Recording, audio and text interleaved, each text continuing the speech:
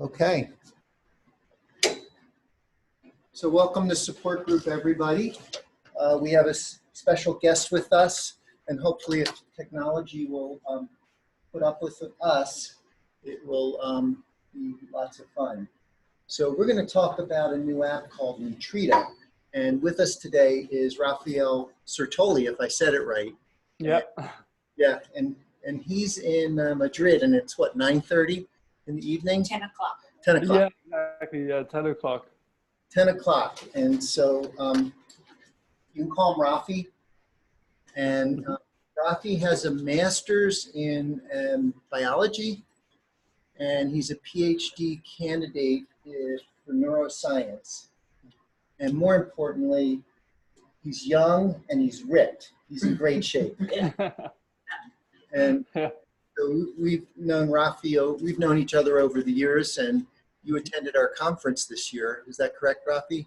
Yeah, absolutely. It's great to have you, and your significant other, Florine, was there. I had a chance to meet her. Yeah, thanks for inviting us. That was a ton of fun to meet everyone that you only get to meet through Twitter or Facebook or something. Well, hopefully you can come back next year. We were talking about. Yeah, that's the plan. Excellent. Well, why don't you continue your introduction and tell us about what you're doing? Sure. I got really interested in the field of nutrition and metabolism. I must have been in my early 20s when I came across Gary Taubes's book. I was in business school at the time, and it really sort of seemed like a problem worth solving. Obviously, there was a problem, and it seemed one that required to learn a lot about history and biochemistry and clinical science. So all topics that interested me, and so I decided to try to get an education in the field of molecular biology, more specifically, because I was very much interested in understanding genetics and metabolism. And eventually that led me into my PhD in health sciences, and more specifically, I'm looking at neuroscience, and I'm looking at rats that we make to be schizophrenic, actually, so we can give them antipsychotics and see how it affects their metabolism and their behavior. And so I was lucky enough to put some rats on a ketogenic diet this year, and hopefully we'll have some results to report about that. But really, the app is where my heart is at and my passion is at, because the app is how I really hope to make a difference, because I think that academia is great and clinical medicine is great, but I think there's a lot of valuable information we can leverage for people through apps and through habit forming sort of games. And I think those are really important to bring some clarity to this mess that is nutrition that we all have to deal with in one way or another, because we all have to eat, simply put. And so the app is really trying to make that easier for everyone. And so I'm really interested in hearing what interests you, what you would like to know, maybe about metabolism or the app or anything that I can help you with, basically. Well, I'm going to ask the question I asked the other day: is what does the app bring to the plate that the other apps don't offer? Right. So essentially, most nutrition apps, most tracking apps, most calorie apps, really their whole focus, the unit with which you interact with the app is essentially the calorie. It's all about calories, eating more if you want to get stronger and eating less if you want to lose weight. There's very little attention paid to diet quality, and there's very little attention paid to differences, for example, in BMI versus weight versus body fat percentages. And these things we think really matter in the advice that we give people. So the app is really trying to synthesize a more modern way of understanding nutrition and health tracking. So we focus on factors like nutrient density. We focus on metabolic responses like the insulin response that you're likely to get from eating a certain kind of food. And also, just some really helpful scores like a keto score to help you understand whether the food you're choosing is more or less likely put you into ketosis if that's indeed your goal. So we're trying to approach it from a qualitative angle more than a purely quantitative one, which we think is hopefully a step forward for most people who are unfortunately failed by, you know, most calorie tracking apps, which don't really do much except serve as a sort of complicated food diary. So we think there's better information to leverage. Right. So what you said, if I'm looking at something like Chronometer or MyFitnessPal, I don't think they focus on the nutrient density of the food or insulin index. So you mentioned those two things. So that's unique in what your app is offering. Yeah, exactly. It's I think it's really a question of how you understand obesity and simply human nutrition. I think if you're in the camp that, you know, it really weight comes down to calories more than anything else, then clearly an approach like the Chronometer and MyFitnessPal would make more sense. We take a different view. We think that there are differences when you change the qualitative aspects of the diet. So there are some simple examples that I can give. For example, you can have a particular food that has a certain amount of carbs in it, and then you can mess with the structure of that food. You can sort of refine it and process it in a way where you have the same amount of carbs, but now that insulin response is much higher once that food has gone through some processing. And this is really meaningful when you're trying to choose foods, you know, that sort of give you pleasure and that are healthy and that are available, and to have these differences pointed out to you in an app, I think can help people, you know, make choices that are more likely to suit them, their tastes and their, you know, their preferences essentially. So I think there's good information to leverage there as well. And of course the idea is to, you know, food has to be pleasurable. So we we offer a lot of recipes that we work hard to get into the app with our partner, Ditch the Carbs. Maybe you've seen her recipes on the internet before. So we have a lot of Ditch the Carbs recipes in our apps because they totally fit with our approach. Now, can you do more basic things with it if you wanted to look at the macronutrient mix, for instance? Because that's something I find really valuable with my patients, and we never really looked at the food quality. Right. So you can definitely look over your macros. You can look at it in terms of calories. You can look at it in terms of grams. You can look at the micronutrient breakdown of a particular food or recipe. So you can really dig into the vitamins, the minerals. You can get an idea of if this is a good source of protein. Is it a complete source of protein? Because we don't look at simply the quantity of protein, we look at the quality as well. So we try to take differences between plant and animal proteins into account. We're gonna take into account the relative scarcity of certain nutrients, because not all nutrients are equally available in the diet, and that should be represented when you're looking for a certain food. So you're not, so you're made conscious of the fact that you're getting some foods which have some nutrients that are hard to get. So that's good if you're trying to just improve the overall quality of your diet. So we try to bring a bit more depth to these aspects that are sort of not very much explored yet in nutrition, which is still very much calorie focused, as I'm sure you all know. So I'm going to keep talking until other people want to chime in, because I have a lot of questions, but you can cut me off whenever. Firstly, at some point, I hope you can do a screen share and show us the app. Yeah, absolutely. Yeah, that would be good. But my other question is, what is the source to determine the food quality? Where does that data come from?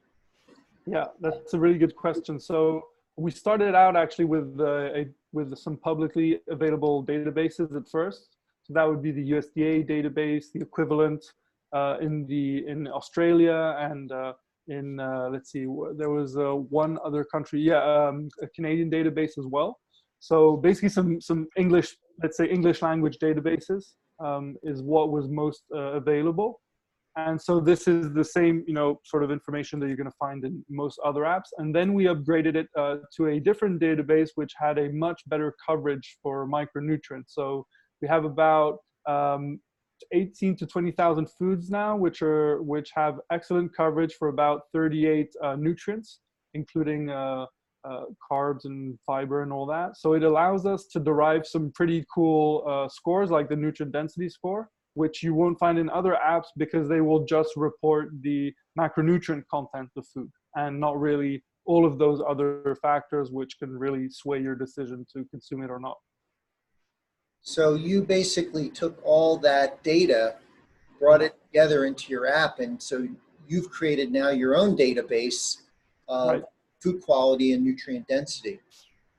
Yeah, so we try to more faithfully represent the data, because of course you're always limited by the sort of the quality of the data that's made available. Because if someone in a lab didn't process it and measure it and do it, you don't have the data. So it's really hard to get that sort of information. But what we did is also make sure that the way we present it is sort of more truthful than what's usually presented. So if you look at some, Chronometer or MyFitnessPal or many other apps out there, if they're going to report vitamin A, they're not going to distinguish necessarily between the vitamin A from a carrot and the vitamin A that you would get in beef liver, for instance.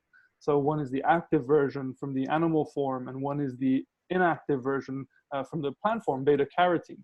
So we will give it in retinol equivalents rather than beta carotene.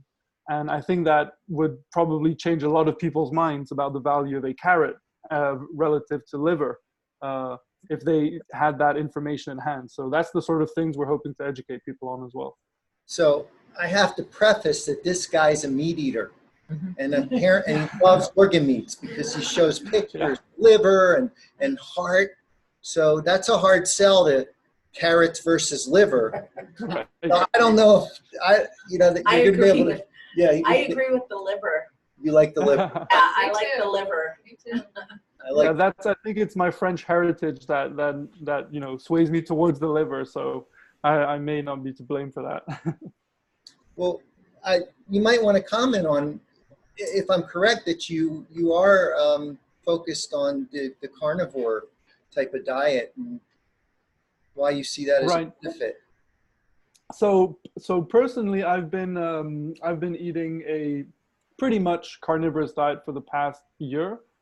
Before that, I had been eating a more typical ketogenic diet that had lots of plants and low sugar fruit and a lot of meat and fish and nuts and all of that. Personally, I just find that it works better for me to go pretty low in plants.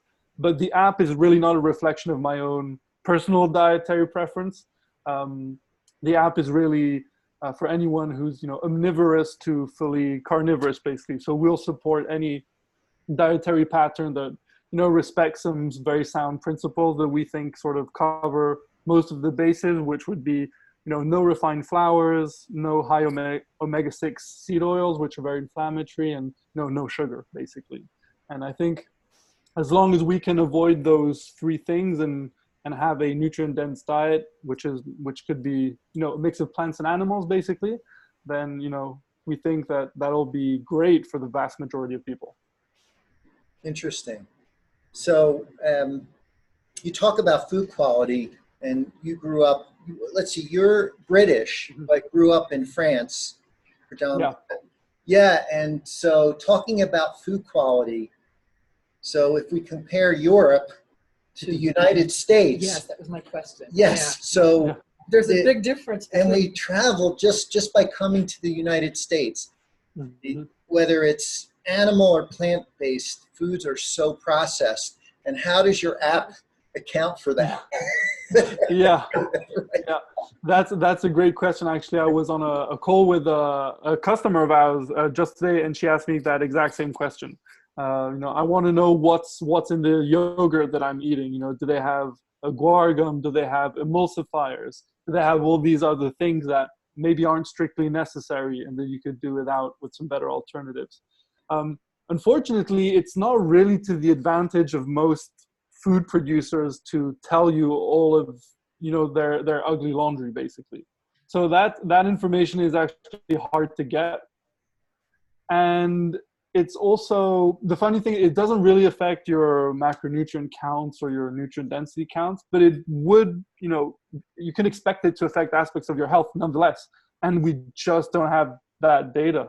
I would love to be able to do that, but the studies just haven't been done in a way where you can standardize results to thousands of different variations of a single kind of product, such as, I don't know, heavy cream or something like that, So we're underserved in terms of data, and unfortunately, we just don't have that at the moment. It doesn't exist. Well, even when it comes to animal-based sources of food, factory farming, we get a nice, juicy, grain-fed cut of beef. To me, that's another example of an ultra-processed food. And those aren't the types of animal proteins that I suspect you're eating in the part of the world where you live. Yeah, I grew up in France, and I studied in the UK. I've also been in Portugal and Italy and Spain. So I have a good idea of sort of what we have access to in that part of the world. So in general, it's pretty high quality. I'm not so sure though that the American grain-fed cattle is that poor quality, honestly. When I was in the States, I very much enjoyed the taste of grain-fed cattle. And on the other hand, I think that I think there's a lot of problems with the agricultural part of that equation, certainly from the environmental standpoint, probably from the ethical standpoint in some regards. But on the health aspect, I'm not particularly worried about, cattle that has eaten some grass and some grain. It might not be great for their health, but I don't think that directly translates into a lot of inflammation in our health. Now, I think that's different when you talk about some sort of fake meat products or some products that have some meat and then a lot of, starch and sugar mixed into it. I think that I would agree with. But on a typical cut of beef that's just been grain finished or grain fed, I wouldn't be particularly worried, actually. I think that's probably a good upgrade from, a pizza or something like that. So in that case, I wouldn't let perfect be the enemy of good, if at all possible. Good. So, Yeah. Yes. I just came across something that Diana Rogers did, that she looked to see if there was documentable differences between grass-fed and factory farm beef, and she couldn't find definite health differences. Can you hear him? That Yeah. could be. It could be that it hasn't been looked at, or it could be that the differences are just so small that it doesn't matter. Jim, by the way, is a pathologist at the hospital. Oh, cool. Hi. Right. Yeah, I think that's right. If I recall correctly, the only notable difference they'd found, that at least I can recall, is that there's a very low level of omega-3s in grain-fed cattle, and there was maybe a doubling or tripling of that value, but which is still very small in absolute terms. So I think the omega-3s might be a little bit higher, but I don't think that necessarily translates into a big health difference for us. You can't say that for sure, but I think I wouldn't be too worried about that right now. I have read, to add to what you said, I have read that if you have one piece of salmon a week, it dwarfs any difference in omega-3s that you might have gotten from the beef. Right, yeah. The grass That sounds right to me. Yeah, the grass-fed beef here is a lot more expensive. And then when you go to the store and read the fine print, it says grass-fed beef, and then at the bottom it says grain finished. Right. So it's So I'm glad that you brought up the environment and the ethical aspect. And I agree with what you're saying about the grain-fed beef. But my perspective is that here in the U.S., everyone knows, we were chuckling when you said how much you love the taste of a grain-fed beef, the grain-fed beef. Well, you add a nice baked potato and some bread and all that fat, and that's a time bomb right there. And so I would make the argument that if we could less process the animal protein, meaning that it's grass-fed rather than grain-fed, and there's not as much fat in it, at least in the standard American diet context, that might be a little bit healthier for us. And then, of course, the environment and the ethical issues, I really think in the low-carb community that we need to start addressing those particular issues. And at least my perspective, if we make people healthier, we're going to eat less food, whether it be animal or plant-based. And again, I think we should be addressing the ethical and all those issues. Yeah, we don't have any specialists in our team about addressing the environmental factors, but we'd certainly love to include an environmental score at some point. That's a project we have on the back burner, actually. So good to know that we're not the only ones thinking about it. Yeah, well, we just ramble here in support group, so we can get back to your app. I have a question. Rafi, does your app address lectins or oxalates in foods at all? So indirectly it does. We have our nutrient density score that does include some measures of bioavailability. And because phytates and phytic acid can bind to certain minerals, especially zinc, for example, we do try to take that into account into our scores. We're careful. We advance conservatively with those integrations because once again the data is pretty sparse. But when we do come across data that we can use to tweak our scores, we will do that. And for example, the absorption of zinc is something we do account for. Thank you. Yeah. Well, how about screen share and show us how this thing works? Yeah, absolutely. So let me set that up. Just a moment. Yeah, it's working well. Yeah, so let me see. Share. There we go. Okay. Yep. We can see. Yeah. Okay, great. So basically, here is the sort of dashboard of the app. So I'm already logged in. So you would just go to our homepage and log in or sign up to the app. And then once you've done that, you'd land onto the dashboard. So the first thing you'll see is a fasting timer. And you can set your window according to your schedule, basically, whatever suits you best. So you can do different kinds of intermittent fasting or one meal a day or fast 1 day a week, that sort of stuff. So you can select that. We also have a recipe generator, so that can suggest different breakfast, lunch, or dinner that you may want to choose from rather than make your own. And these are the recipes that we have from Ditch the Carbs from our partner Libby. And so these are all the recipes from her websites, and you can just click on that and get the details. So here you'll get the prep time, the cook time. You can adjust the servings. You can remove certain ingredients, and you can have the scores for the ingredients in the recipes. You can add that to your day, so to your journal, essentially. And then you can just check out all the foods that you've saved or added to your meals right in your journal. So that's sort of a basic function of the app, just to track food, look at recipes, that sort of stuff. And you can see how your macros evolve once you add food. So you can see that adding a food basically adds your fat or protein or carbs and just adds that up for you during the day. So what will be of more interest for people who maybe have diabetes or pre-diabetes and are trying to keep an eye on their metabolism, they can look at the insulin index of the food that they've logged during the day, the keto score, the amino acid completeness, so it's a measure of quality of protein, and the nutrient completeness, which looks at the overall coverage of nutrients that you've gotten in the day. And then we can also go to the food equivalent section, which is a sort of a helpful tool for people who maybe don't have a very clear idea what 30 grams of net carbs might look like, which could be the limit for someone on a ketogenic diet.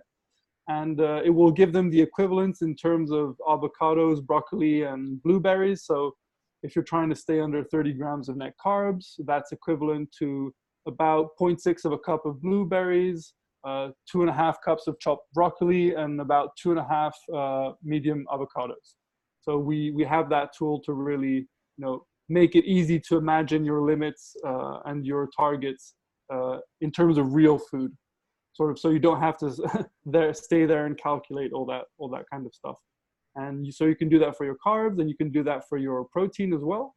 So we have the equivalents in terms of salmon, eggs, and ribeyes, basically, for any proteins. So that's the main features of the app. Then we've got some content that you can explore in the app. We also have some in-app ads for our partners at Keto Mojo that we're working closely with. We'll soon be able to integrate some of ketone measures that you will be able to take with the device and then log them right into the app. So we're working with them to make that happen, hopefully. Yeah, and then there are some other settings I can show you. So everyone has a carb limit and a protein target that they can play around with. So when you sign up to the app and you sort of put in your weight, your age, your height, and all those sort of details, and you tell us what your goal is, whether that's a health goal or a performance goal. And basically we'll give you a default carb limit and a protein target, and then you're free to play around with them and adjust them as you wish. And we can indicate where we think might be a better direction to move in, but you're free, of course, to adjust it as you want. So you can, yeah, please go ahead. Oh, me? Yeah. So I actually work for Keto Mojo. I work in customer service, and I just wanted to, hello. And they told me that you would be talking to you, so I knew that. I'm an anti-ager too, so I like to reduce my gram of protein. So I'm glad that you could do that, because you could do it low. But I eat quality, but I eat low protein. Right. So we have the range set up. This is in my screen, which is I said the build muscle goal. So my protein can be a little bit higher, but anybody can, like I said, adjust it down. Really low if you're doing a 2-to-1 high-fat ketogenic diet, like some friends of mine are doing, Siobhan Huggins and Amber O'Hearn. And they will be going towards the red side of the equation, which they scolded me for coloring red. But you should have invited Amber, because she's up older. Yeah. Right. And Siobhan, they're both there now. Mm-hmm. Yeah. Oh, right. Yeah, that's true. Yeah. Okay, that's great. Thank you. Mm-hmm. Yeah, no problem. For anti-agers, we don't. So can we see macronutrient pie charts? Yeah. So you'll have a daily recap basically here. So you'll have that available as a percentage of kilocalories or in grams. And so that's just a daily recap. And then you can see much more data if you want. Let me show you that just a second. So if you want to track your carbs over the week, you can do that. And you can get a longer term view over a week or a month or a year. So you can see what you've been eating on a certain day and track those individual macronutrients. And you can do the same for your weight, your blood glucose, your triglycerides, whatever it may be. So you can see those over time. You can also track your HbA1c and all of that. And then for the macros, so we've got a progress circle essentially. And then we've also got the recaps that are in grams or percentage kilocalories. So we're trying to cater to people who have different ways of calculating their macros. Excellent. So I have a question. We have a store in the U.S. called Whole Foods, and they have this AMDI scale, which is nutrient per calorie, I believe. Yeah. That's how they do nutrient density. And I was curious how you do nutrient density. Yeah, that's a great question. Actually, the ANDI score, we're not big fans of. We think it tends to overinflate the scores of low-calorie foods because it's based on a caloric value and not weight. But what ends up doing, if you take their approach, is that a food like iceberg lettuce, which is very low in calories, although it has very few nutrients, because it's so low calorie, it actually inflates the score. It basically concentrates those nutrients, right? And it's suspiciously, how I would say, biased in favor of plant foods. You see a lot of plant-based websites using that score, and those scores don't take any bioavailability considerations, active forms, inactive forms. So we didn't want to use those pre-made scores for our app. I agree with you. I thought the ND score basically means that you're going to eat nothing but kale and Right. spinach and then die of kidney stones, which doesn't sound like much fun to me, having had some myself. Yeah. So I was actually just playing around with looking at nutrients per gram of food rather than nutrients per calorie. And that's why I was curious about what your guys' approach was. Yeah, and to be honest, there's no perfect way of doing it. You can't really only do it per gram or only do it per calorie. You have to look at it in context. For example, if we look at spices, I mean, no one eats 300 grams of spices. You might have half a teaspoon or something. So those things are very nutrient dense. It's true, but you can't rely on them as a source of nutrition because you only have them in such small amounts. And so we made it so that our score wouldn't be sort of tricked by those factors. And yeah, so it's just to help bring some clarity to find some nutritious foods, really. Can you add your own foods and recipes to your app? So right now you cannot add your own recipes, but you will be able to before Christmas because that was very much requested, and we very much agree it should be in the app. So you will be able to do that very, very soon. So the issue with adding your own foods is that to derive a lot of our scores, we need a lot of high quality information about the food. So if the only information we have is the macronutrients, we won't be able to factor that food into the nutrient density score. And that will make it difficult if a lot of the added foods don't have a lot of data. So you can create your own recipes with foods that are in the database, and the database is pretty big. There are over 20,000 foods, and they've got a lot of quality data on them. So you should be able to make your own meals and your own recipes, but adding your own foods is not something we're enabling quite yet. We haven't figured out a way to do that and remain reliable in the scores we present. Yeah, but you're maybe saying to add your own food from the ingredients that he already has in the database. Right. Yes and no. So he answered, the other question that I had about food issue, adding foods. But Okay. yeah, and I guess as of yet, you can't make recipes even with foods in your database, right? Right. Yeah, we're working on getting that ready by Christmas, basically. What kind of food would you want to add to it? For instance, some frozen TV dinner? Oh, no.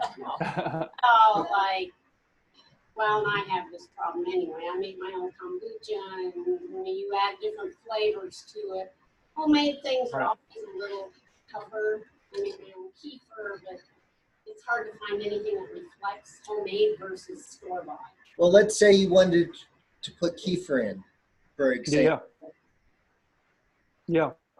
Well, you can't simply add the food to the database because it needs to be added in a specific format. So that's not something you can do with the app right now. Is kefir in there, for instance? Let's see. It's only one way to find out. Yes, we have few different choices. As you can see, depending on the results, you have a lot of different results, but not all of them have a ton of information. So we try to present those with most information at the top. Homemade kefir. Yeah. So you could find something to substitute in there. Yeah.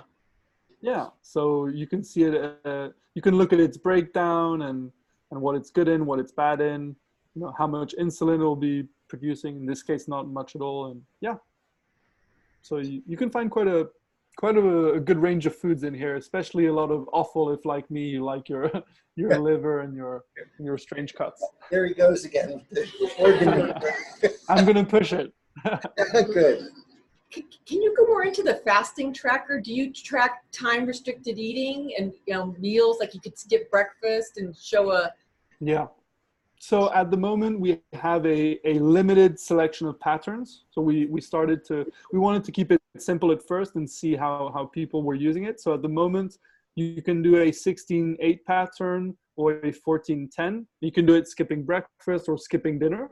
Mm-hmm. So that's those 4 choices there. And then you can go for 1 meal a day.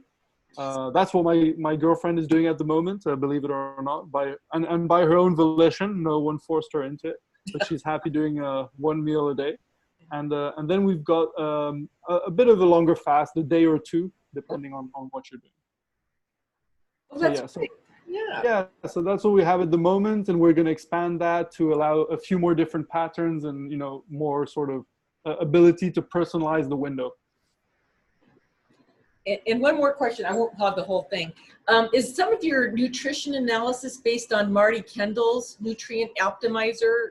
He's in Australia. Have you ever heard of him? Yeah. He's in. Is he in Australia or New Zealand? New Zealand. Sorry. Yeah, I can never rember. I always. He's in Brisbane, Australia. Right. Okay. So I knew Marty from a few years back, actually, when he started out his blog. And he started to look at the insulin index and some aspects of nutrient density. And we were sort of active, talking back and forth at the time. But then we decided to take different approaches on how we calculate the scores. And we decided to take a different approach. So there's some overlap in the sense that we both sort of appreciate nutrient density and how important it is in dietary choices. But the specifics of how our index is constructed is different from his and different from what's been initially published in the peer-reviewed literature. We sort of refined the initial score because some of the data wasn't of the highest quality. And then our own nutrient density score is really a reflection of our understanding of the science with regards to amino acids and vitamins and that sort of stuff. So there are certainly going to be some differences between our approach. Okay, I was just curious because the same word came about, nutritional index. Yeah, no, absolutely. He's been one of the early guys to talk about it as well. Thank you. So this right now is a laptop-based, computer. Yeah. It's not a smart app, but it's not an app, but you can access it on your phone via the browser. And it shrinks down, and it's yeah, exactly. Any plans to have a smart app, actually? Definitely, yeah. That's a plan for 2020. Oh, yeah. Yeah. So just because I need examples because I'm simple-minded, let's say I went to a restaurant and ordered a 22-ounce bone-in ribeye and green beans and broccoli. Just a random example. I wouldn't actually order it. How would I enter that into? Yeah. So you would click on the search bar. That's at the top. So if you're on your dashboard, it's always available at the top. And so I would write ribeye, for example. Now it's going to give me a few different choices, and I can sort of look for them. But those choices are pretty simple. So I could choose the one with a picture or without. So I would click on that, and then I could adjust the serving. So I could have it in imperial or in metric, and I can adjust that. Let's say I was really hungry and I went for a 500-gram steak. So I could see the values change, right? I can add that to my day with a timestamp, for instance. So if I'm having dinner now, I can just add that to my day. And then, I can do the exact same thing with the green beans. Was it that you said? Yes. Yeah, and I can add those basically and adjust the serving and have a timestamp and see how it changes the amount of carbs or protein and sometimes I can also get a standard serving size depending on the food.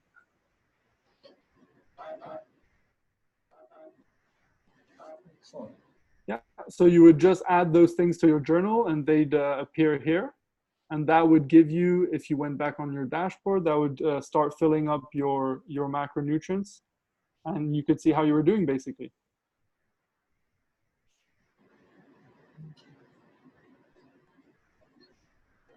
Earlier, you had down at the bottom, you were about to show these little black circles with dots on.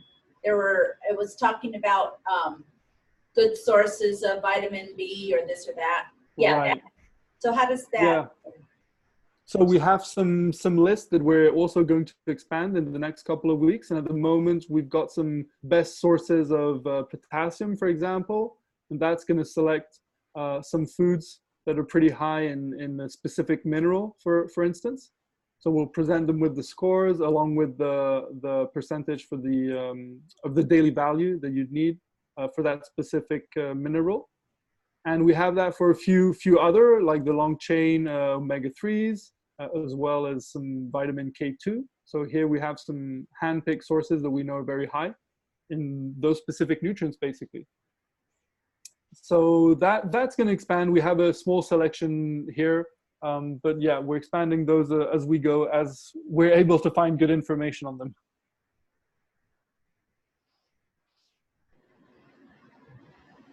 Excellent. And do you have anything about like blood sugar impact? I know that you probably don't measure that, but how would that show in your app?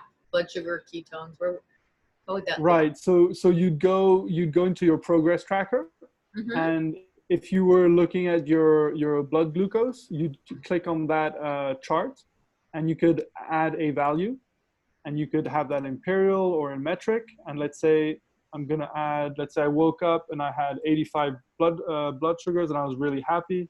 That's 8, and I was on the weekend, so I got to get up at 8 instead of 6, and I could log that in my chart, and now I'd appear, the points would appear, basically.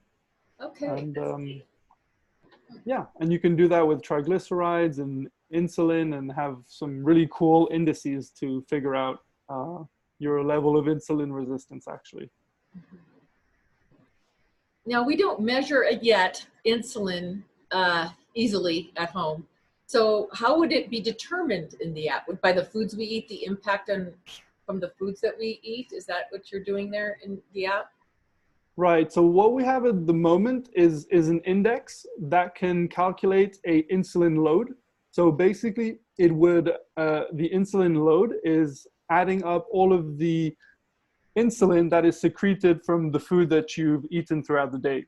And that is based on some clinical data where we measured the insulin response of food in people who were pre-diabetic, if I'm not mistaken. And so we have an idea of how it's likely to impact your insulin. Now, it's of course not going to be as accurate as actually measuring it. Yeah. And we would absolutely love to have some insulin measuring abilities available. And we're actually working on that with some people, but it's not quite ready yet. So hopefully in about a year or something, we'll be able to offer some insulin measuring devices if we get it right.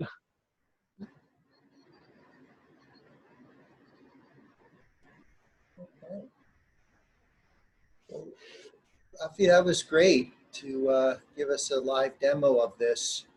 And yeah, my pleasure. We hope that you're going to come to the conference in March. Yeah. And another opportunity to showcase the app. Yeah, that would be my pleasure. It was a ton of fun last year, and got to meet all my heroes. So that was that was really gratifying. And I just want to make sure you had the chance to ask any questions you had about the app or our approach to diet or anything else. So if there are any questions, please don't hesitate. This is going to sound stupid, but the app is available. It's right Yeah. here. On there, do you have a discount coupon on the app store? It's right. Yeah. Yeah, exactly. So if you go on the homepage, it's nutrita.app. And you can sign up there. And at the moment, we have early bird pricing going on. And I'll make sure that you guys get a discount code available to try it out. So I can send that to you, Jeff, and you can email that out to everyone. I think that'll probably be the easiest. Yes. So I have a question. So Yeah, if I don't have any idea what micronutrients, what balance I should have, whether I'm getting appropriate amounts of macro and micro. I assume you go in, you set up a profile, and then it tells you. And does it compare what your selections are to what you ought to have, and then show whether you're on track getting what you need? yeah. So at the moment, we have a pretty simple system set up where the data that we collect according to the food that you log is going to be compared to the RDA adjusted to your weight, essentially. So it's a sort of very simple analysis for now, because we're actually very cautious about the recommendations we could make. Not having direct measures in the blood, and even then, even with that, it's actually quite difficult. So what we're really working on at the moment is trying to determine the changing need depending on the sort of diet we eat. And the easiest example I can give would be, for example, adjusting the need for vitamin C according to your carbohydrate intake. So this is not something that's recognized by mainstream dietitians, but there is a clear change in metabolism depending on your carbohydrate intake, and that has a profound effect on your antioxidant status. And vitamin C has a role in that, obviously. And it's interesting to note that the vitamin C needs can change according to a macronutrient. And so the question is now, how do we make that adjustment with the limited evidence that we have? And so we're thinking about these things. And when we can make those adjustments, we do. But we're pretty conservative in our approach to it, because which is the recurring theme, I guess, of today, is that more data is needed to do it more precisely. So I've always heard that on a keto diet, you want to be careful not to get too much in the way of protein. I don't know if that's true or not. I mean, it seems like they kind of... Yeah. Sure. So the protein question is really interesting, because there's a trade-off in its insulinogenic action, meaning that essentially it seems to be the case that the lower carb you go, the more space it makes for protein intake.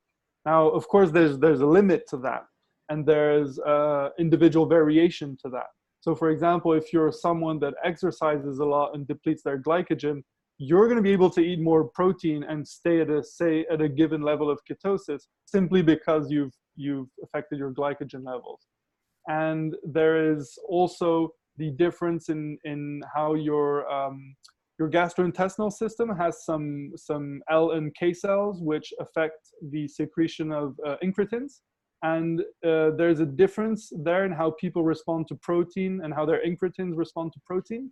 And that may account for why some people can really eat basically as much protein as they want and stay into a deep level of ketosis. So I'm one of these people. I can be at 1 or 1.5 millimole and eat 600 grams, 700 grams of steak, and I'm fine.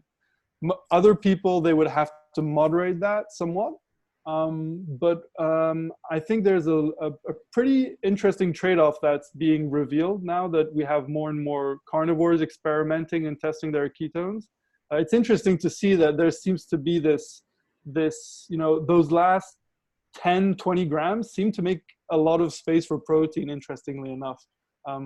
That's what I noticed with myself when I've been, pricking my finger and testing my ketones. So I would love to gather more data with people using the app and sort of make that available to the community, just to see how those responses vary. So that's one of our goals, especially with Keto Mojo. We talk a lot about that.